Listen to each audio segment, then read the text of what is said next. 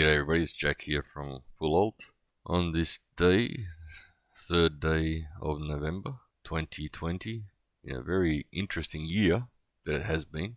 I've decided to touch on a topic which I've been discussing and reviewing and we'll say debating, and that whole process over and over again with many people out there. Been reading up on it all over the place, and that is decentralization and what all manners of decentralization exist, the perceptions of what decentralization is, and how it can be utilized and how it can be further advanced. Now, most people know that I'm not a techie by the classical definition of a techie, meaning I'm not a coder. Have I been studying up on the tech for the past, since 2017? Yes, almost daily. One of the problems I keep coming across is a lack of trust between people. So it's the human factor that seems to be blocking a lot of things. And then people talk about trustless smart contracts, which again have to be written up by humans. And that brings us to a situation where there's room for error. Then if we go to the AI that's being worked on very heavily right now, not to name it, where anybody can type in text and it starts to type out the code for it. That's wonderful. Some people refer to that as artificial intelligence. I just see that as a mathematical equation. So, not to go too far off the topic, how can we decentralize things in ways that have not been done to date or that have not been utilized as much to date? They may already exist, obviously. I won't say there's any pioneer out there at the moment, or that there aren't pioneers out there in the world of decentralization. But what I am saying is there's always an angle that things can be looked at and approached, which in the past was neglected or considered not that important. However, decentralization does come down to the individual sitting behind the computer or behind the mobile phone, cell phone. So what have we seen lately, especially considering the date of this little video / podcast? We've seen centralized bodies out there censoring people. As one very good example, mainstream media censorship. That's what I typed into the search bar, as you can see. And there's endless pages of censorship. So I typed in censorship on the internet. Again, you can scroll down and boom, endless accounts of it. Censorship on Twitter, which seems to be somewhat in the news lately. I don't know how many pages, but many. Facebook censorship, or censorship on Facebook, I guess should have typed in, but same thing, just keeps going and going. One in particular, Facebook censors Bitcoin content, claims users protection. No comment. Then I typed in decentralization of media, and it's been talked about countless times. But then I went in and looked for a graphical depiction, a graphical representation of what we are talking about. And I came across this website, hackernoon.com, with a very simple explanation. Centralized, everything goes to the central point. Decentralized, although this is somewhat maybe incorrect for some blockchains out there, some of the tech that's out there, but it is pretty much there. We just probably need to add a few extra lines. However, that is a very good description of decentralized, where the information flow is not necessarily all dependent on one point only. And then there's distributed, where you see that they're all interlocked. You can add as many lines as you want in there, from there to there, and so on. However, reality is all three of these exist out there as far as the technology goes.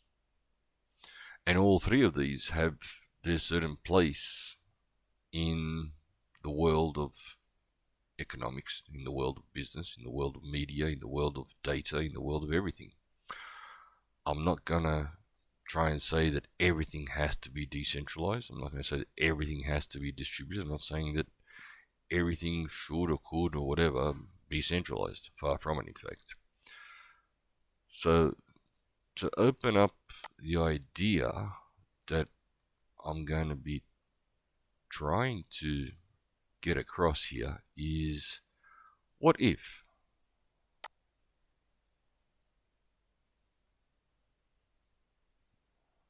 Just try and get this concept across.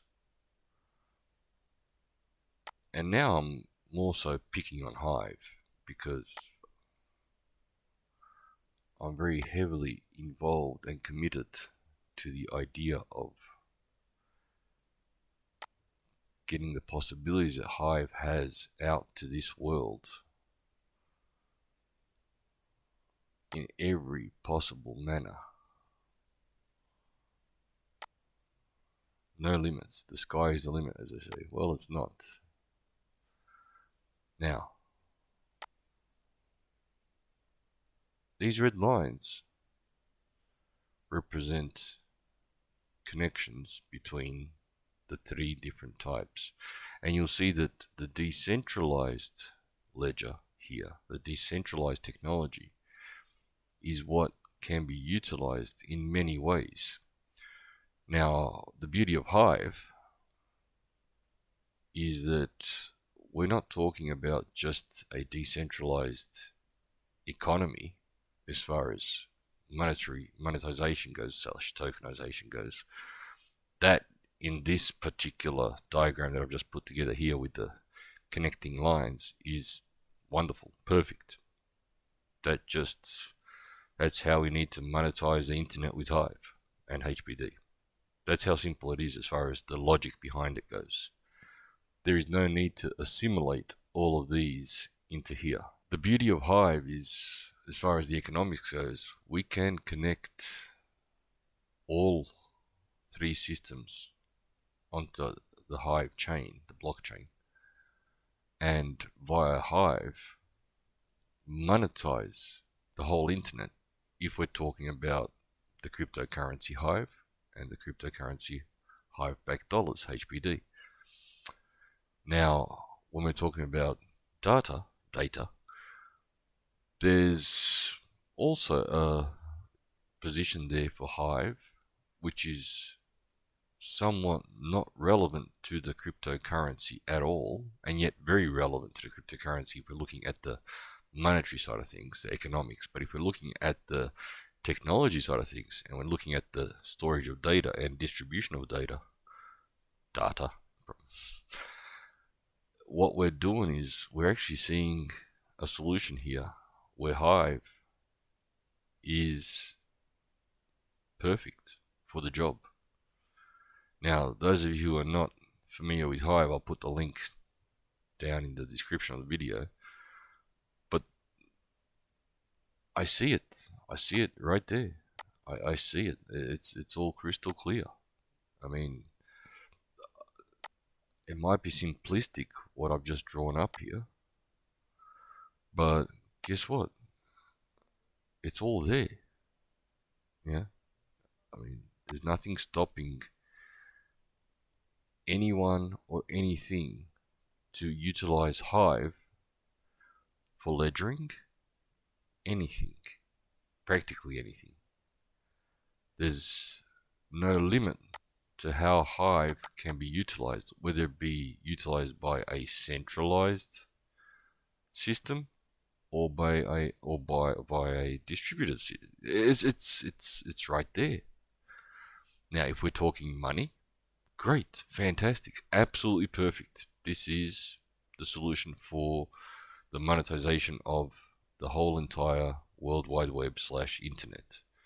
If we're talking about data and storage and, well, ledgering data and communications, look, if this is connected to here, and that's connected to here, and that's connected to here, and that's connected to here, and that's connected to here, Hive has literally connected the whole world as far as data goes, as far as information goes.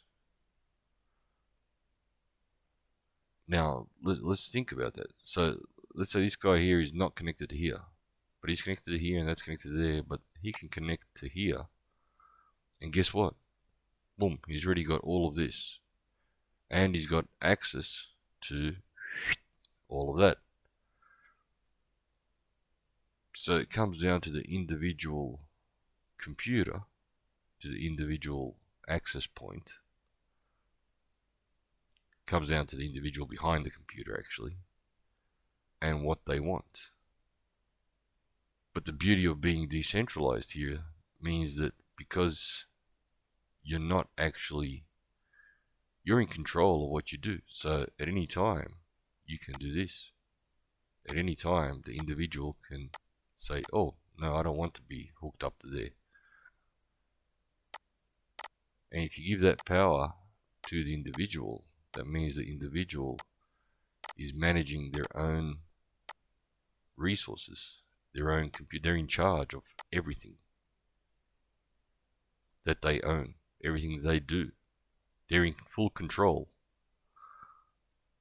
And that's where I see decentralization going, where the individual has full and utter decision-making capabilities of what they do and how they do it. So, again, maybe I'm being a little too optimistic considering what's going on in the world. But at the same time, ideas become reality when people take the challenge on. And that's the beauty of it all. Oops, look at that one. That's Squiggly. Mr. Squiggly. Woohoo! But you get the point. So he's hooked up to there and there. I'd really like everyone to think about this. Because ideas can come to life if we work on them. And the more individuality behind an idea, the better off it is. Let's not become like these people out there, where the word censorship can be hooked up to us in any which way. Because we're in a world where censorship seems to be the go. And censorship doesn't necessarily have to be in the form of news. It can be in the form of anything that you have as far as data goes. It can be in the form of economics, censorship of your economics, which means full and utter control of your economics, which is what we have way too much of. But if we start hooking that up to what we have here, and start hooking this up to here, guess what? That takes away a lot of the control that the centralized system has. And it gives a lot more freedom to the people who are utilizing the tech here and here. That's all I'm going to say for today. Just a few thoughts, sharing a few thoughts in reference to where we're heading and what we're doing. And hopefully give you a better insight into the thought patterns behind our projects and where we are heading with them. You all have a good one. Out.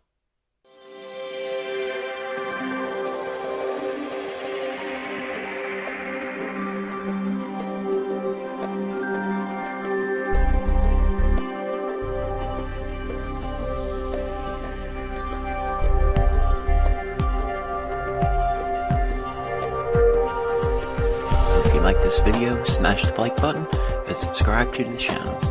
It's always nice to share with a friend.